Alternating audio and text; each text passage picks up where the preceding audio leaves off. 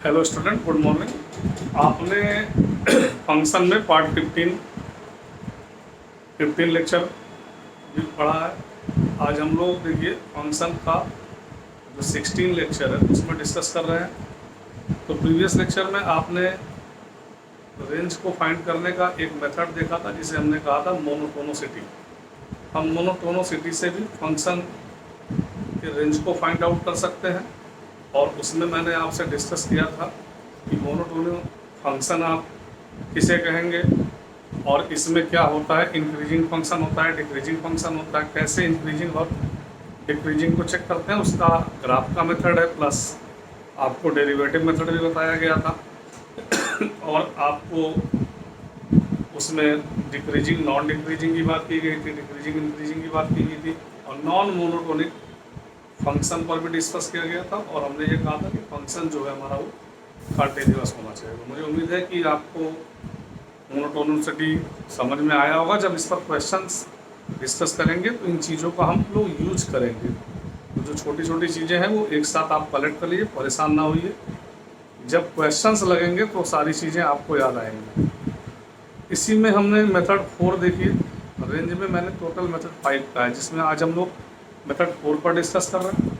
ये मेथड 4 क्या है? Use trigonometric. देखिए, यूज रेंज या ट्रिगो मतलब ट्रिग्नोमेट्रिक फंक्शन। अब हम ट्रिग्नोमेट्रिक फंक्शन, जो कि मैंने आपको पहले ही लेक्चर में आपको ट्रिग्नोमेट्रिक ग्राफ्स के बारे में इसीलिए बताया था, जिससे कि जब हम इस टॉपिक पर आएँ वहाँ मैंने आपको ग्राफ के में डोमेन, रेंज, पीरियाडिक फंक्शन क्या है और यहाँ तक कि किस टाइप का फंक्शन है, 1 इंटू 1 2, इसको भी डिस्कस किया था, लिखा था।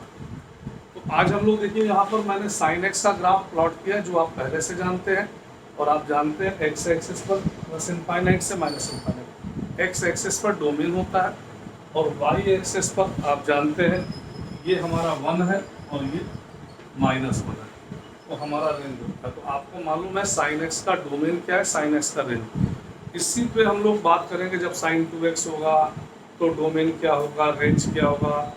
ध्यान से सुनिएगा मेरी बात। Sign 2x, sine 3x, sign 4x, या ऐसे भी हम आपको डिस्कस करेंगे 2 sin x, 3 sin x, sine x by 2 का रेंज, फिर cos x का क्या रेंज होगा, cos 2x का, cos 3x का, tan x का। तो मैं एक तो साइन एक्स का बता दे रहा, cos x का बाकी मैंने ग्राफ बताया था। यहाँ केवल मैं ये जहाँ बताना चाह रहा हूँ कि उन ग्राफ का यूज करके भी आप किसी भी ट्रिग्नोमेट्रिकल फंक्शन का रेंज फाइंड आउट कर सकते हैं। तो आइए इसके बाद हम लोग cos x का ग्राफ प्लॉट करते हैं, उसका रेंज और डोमेन देखते हैं। देखिए, आपके स्क्रीन पर डिस्प्ले है। आपने इससे पहले भी cos का ग्राफ प्लॉट किया है। तो cos का भी रेंज आपने एक्स एक्सिस पर देखें, पॉजिटिव इनफाइनाइट से नेगेटिव इनफाइनाइट की ओर, और जो रेंज है वो 1 -1 के बीच है। इससे वो आपने पहले भी सारे ग्राफ प्लॉट किए थे। इसी तरह tan x, cot x, तो आपको जितने भी ट्रिग्नोमेट्रिकल फंक्शन है, साइन, कॉस, टेन, सेक, कोसेक, कॉट, इनका रेंज और डोमेन याद होना चाहिए, जिससे आपको जो भी क्वेश्चन इस पर बेस्ड आएंगे वो आपको इजी वे में आप उसका रेंज फाइंड आउट कर सकते हैं। तो इसे कॉपी करें। अब इसके बाद हम आइए इस पर एक एग्जाम्पल देखते हैं, इस पर एक क्वेश्चंस लगाते हैं, कैसे हम ट्रिग्नोमेट्री का यूज करके रेंज फाइंड आउट करते हैं। कॉपी कर लें।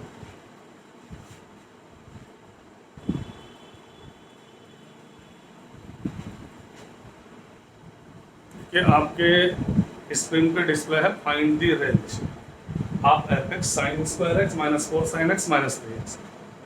आइए इसको कैसे सॉल्व करेंगे। तो सबसे पहले आपने y equal to sine square X sine X minus 3, हम लोग इसको अगर साइन एक्स को t मान लें, और आपको एक मेथड बताया गया था कि परफेक्ट स्क्वायर, अगर हम इसको परफेक्ट स्क्वायर से सॉल्व करते हैं तो आपको मैंने बताया था कि अगर क्वाड्रेटिक इक्वेशन है, और क्वाड्रेटिक इक्वेशन ये किस में है, तो सभी बच्चों का आंसर है कि क्वाड्रेटिक इक्वेशन टी में है। अब इसके बाद हमारा प्रोसेस क्या शुरू होता है परफेक्ट स्क्वायर बनाने के लिए। तो आप कहते हैं कि अगर जिसमें भी क्वाड्रेटिक है, अगर टी में क्वाड्रेटिक है तो टी स्क्वायर का कोफिशिएंट पहले 1 देख लेना है कि नहीं। तो आप सभी लोग कह रहे हैं कि टी स्क्वायर का कोफिशिएंट 1 है।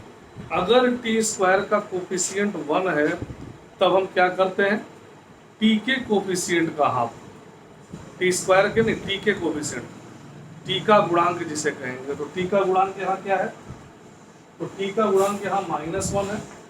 देखिए इसके हाफ का स्क्वायर, तो टी के कोफिशिएंट के हाफ का स्क्वायर करते हैं।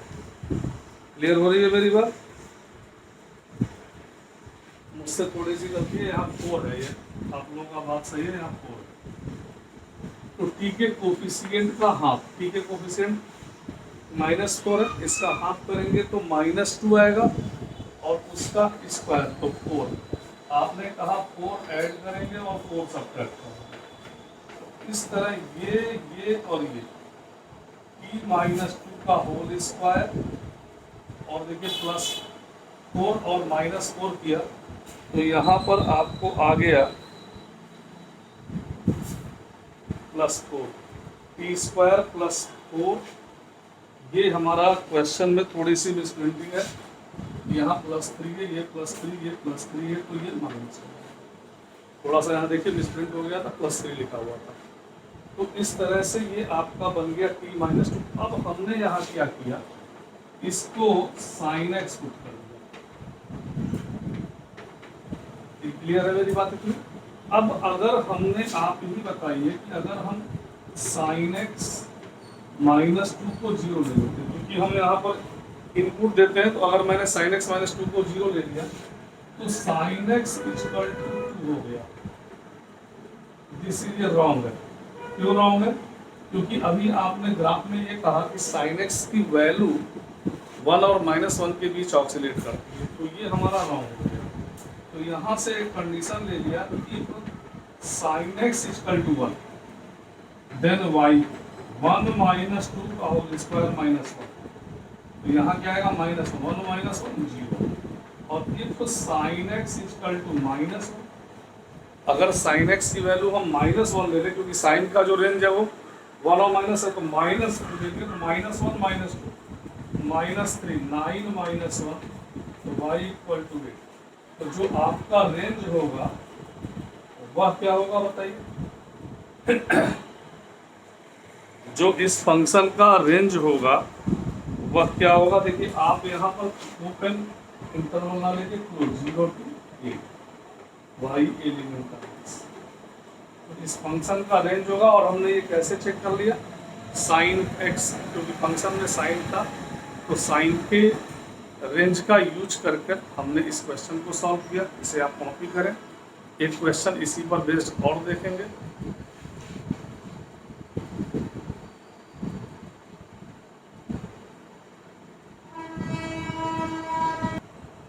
आइए नेक्स्ट क्वेश्चन में देखते हैं। Find the range of function f(x) root में 2/1 + sin x और 2/1 - sin x। तो आइए पहले थोड़ा सा इसको सॉल्व करके हम सिंपलेस्ट फॉर्म में कन्वर्ट करते हैं। तो देखिए अगर हमने 2 कॉमन ले लिया और इसको लिख दिया 1 + sin x + 1 - sin x upon 1 + sin x 1 - sin x। तो आपने कहा साइन से साइन कैंसिल, ये आएगा रूट में 4/1 - sin स्क्वायर, और इसे आप लिख सकते हैं 4/cos स्क्वायर। यहीं से आपको ध्यान देना है। देखिए बहुत लोग कहेंगे कि यहाँ प्लस माइनस लगाएंगे, वो गलत होगा। मैंने कहा था रूट के अंदर की वैल्यू पॉजिटिव होती है और नॉन नेगेटिव 0, तो ऊपर वाला तो 2 हो जाएगा, लेकिन नीचे अगर cos स्क्वायर x है तो आप इसको 2 mod cos x लिखेंगे। क्यों mod ऑफ cos x, क्यों नहीं cos x लिखेंगे? अगर आप cos x लिखते हैं तो cos की वैल्यू 0 अगर होगी तो पूरा फंक्शन अनडिफाइंड होगा। आपने को ये बताया गया था कि रूट x² है, तो आप इसको mod x लिखेंगे। क्लियर है?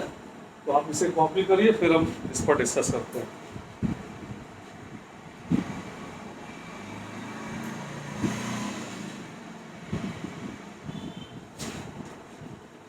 अब देखिए आपके पास ये है y = 2/mod cos x। Clear है? अब देखिए cos x का रेंज -1 से 1 होता है, आपने अभी ग्राफ देखा। लेकिन जब mod cos x लग जाएगा तो mod cos x एलिमेंट हो जाएगा 0 से 1। क्लियर है? अब अगर हमने देखिए यहाँ पर इफ cos x की वैल्यू 1 ली, अगर cos x की वैल्यू हमने 1 ले ली, मतलब हमने डिनोमिनेटर को ग्रेटर ले लिया। अगर हम डिनोमिनेटर ग्रेटर लेंगे, ध्यान दीजिए cos x का मान मैक्सिमम 1 होगा, तो इफ डिनोमिनेटर इज मैक्सिमम, अगर डिनोमिनेटर बड़ा हो जाए तो पूरी y की जो वैल्यू वो लीस्ट वैल्यू भी देखिए, तो y का लीस्ट मान, least value of y if cos x equal to greater than 0 तो ले नहीं सकते क्योंकि ओपन इंटरवल है। अगर cos x की वैल्यू हम 0 से बड़ा ले लें तो वैल्यू ऑफ y मैक्सिमम, तो मैक्सिमम वैल्यू मिलेगी, मैक्सिमम ऑफ y, और वह आपका क्या हो जाएगा, इनफाइनाइट तक हो सकता है। तो इसलिए जो इसका रेंज होगा वो 2, जैसे आप कॉपी करें। अब देखिए इस लेक्चर में अगर हम एक लास्ट मेथड टाइप 5 पर डिस्कस करें तो हो सकता है वो कंप्लीट ना हो पाए, तो नेक्स्ट लेक्चर में हम लोग टाइप 5 पर डिस्कस करेंगे और फिर कुछ कॉमन्स क्वेश्चंस होंगे। साइन एक्स का रेंज क्या होगा, sine 2x, sine 3x, cos X, cos 2x, इस तरह से डिस्कस पर बात करेंगे।